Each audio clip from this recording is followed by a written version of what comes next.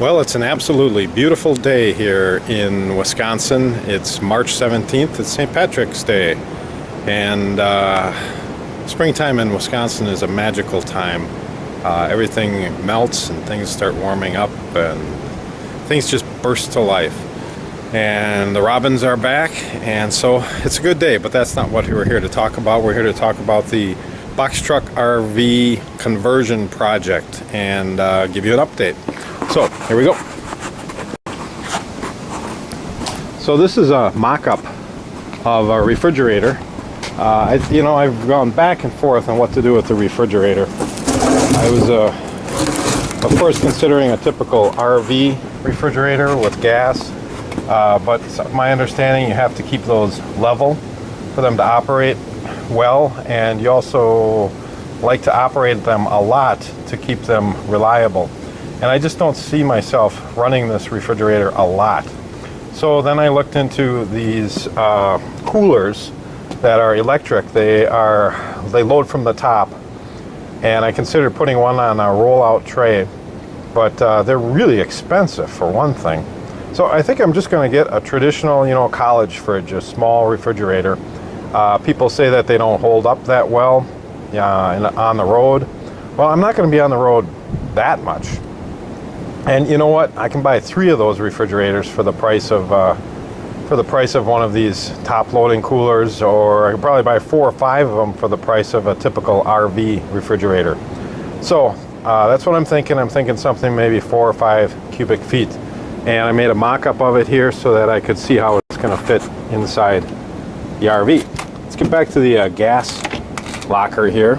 Made a little progress today. You can see I put in a gas valve here.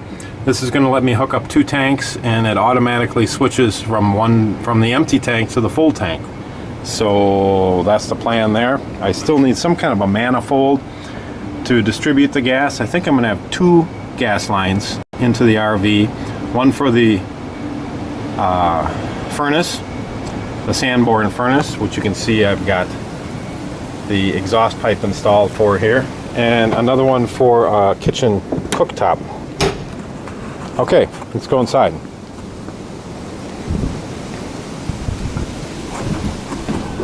All right, so well as the refrigerator, I mocked up a few other things. You can see up here I've mocked up a cabinet. The refrigerator is going to go right below it on the wheel well.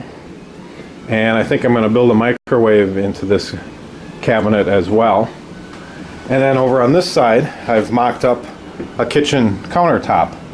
And I think I'm going to have it actually overhang the bed a little bit on that side. This corner I'm going to have to clip down a little bit. You can see I've got the porta potty in here. I'm going to make a little cabinet under here for the porta potty. The idea is when you got to go, you slide the porta potty out in front of the door and do your business and slide it back in.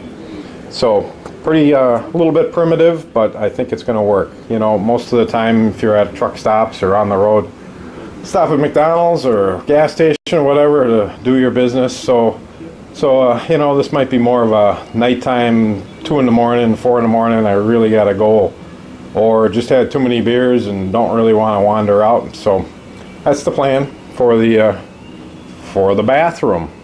And you can see I've got a wall cabinet up here, and I think I'm going to continue on with wall cabinets, laid back a little bit and much higher, obviously, over the bed on that side and also over on this side. So we've got the bed platform pretty well framed in here. You can see I've got it insulated, and I'm just about ready to put this piece of plywood on. I'm going to glue it on with liquid nails, and I'm going to use my air nailer here and put some 1.5 inch nails to snug it up once and for all to this stub wall.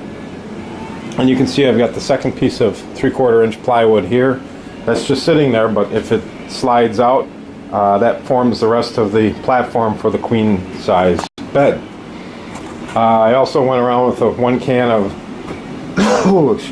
spray foam, some of that great stuff, to fill in some of the cracks here. You can see I filled in some of the cracks around the gas here,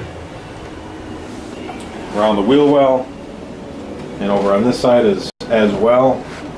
Put in a little spray foam to just button things up. What else can I tell you? Hey, I got a water tank. I picked up a 16-gallon tank, and it's going to go right down here. So we've got the furnace on this side, water tank on this side, and then there'll be storage underneath the bed in the center here. Now, one thing I haven't figured out about this water tank is, you know, this is Wisconsin. It gets pretty damn cold in the wintertime. And these outlets or holes, the fittings on the side, they're about an inch up from the bottom, inch and a half up from the bottom. So if I drain this tank, it's still going to have an inch, inch and a half of water in the bottom. And when that freezes, I'm afraid 40 below temperatures, it's going to crack the tank. So I don't know what I'm going to do about that yet. Got to figure it out. Got my water pump here. There's a little filter on here as well. Picked this up from Amazon, and it's going to mount somewhere over here by the water tank. Not quite sure how that's all going to go together, but we'll figure it out. Also, the one thing I learned is these things make a lot of noise, so we want to vibration dampen it as much as possible. We don't want to use any hard lines, PEX lines right to these fittings. You want some kind of a flexible line just to dampen the noise. So let's see, what else can I show you here? The plan is for cooking. I'm going to get a little gas cooktop, kind of a portable unit I've got my eyes on. I'm going to put a gas fitting here, and of course a gas fitting for the furnace like we discussed, and then the two gas lines will make their way into the LP gas locker. We're going to put a TV over here above the bed, and you can see I've mocked up a 43-inch TV and a 49-inch TV. See what's just going to be the most appropriate, and I think a 43-inch TV wins. I'm hoping to get some kind of a mount such that I can swing this TV out, and over here there's going to be two, I'll call them living room chairs, just two comfortable chairs and a little table. So if I can swing that TV out over here, then we can sit back here and watch TV, as well as, of course, swing it back and watch it from within bed. This table, this is all just temporary mock-up stuff, obviously. There's not a whole lot holding it up. It's just to get an idea. I'm a huge believer in mocking things up to see how it feels when you actually walk through, you know, and what sizes. Because an inch here or a couple inches there can really make a difference on the usability of any space.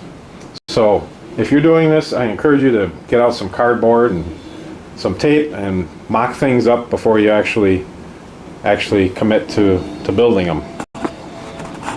Let's go around back here. I don't know that there's much to see around back, but this is the support that goes in the front section of the bed. And the back here, you can see I've got a little storage locker underneath here. These are mock-ups again of batteries. So the house batteries are going to go back here. I'm planning on two 6-volt golf cart batteries. And then this is the back of the LP gas locker.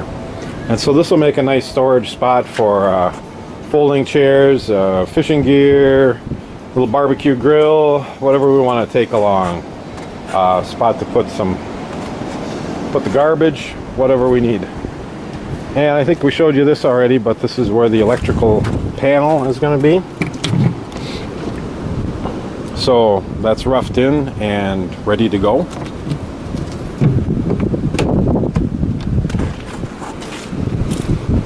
And that's the story for St. Patrick's Day 2017. Hope you enjoy it.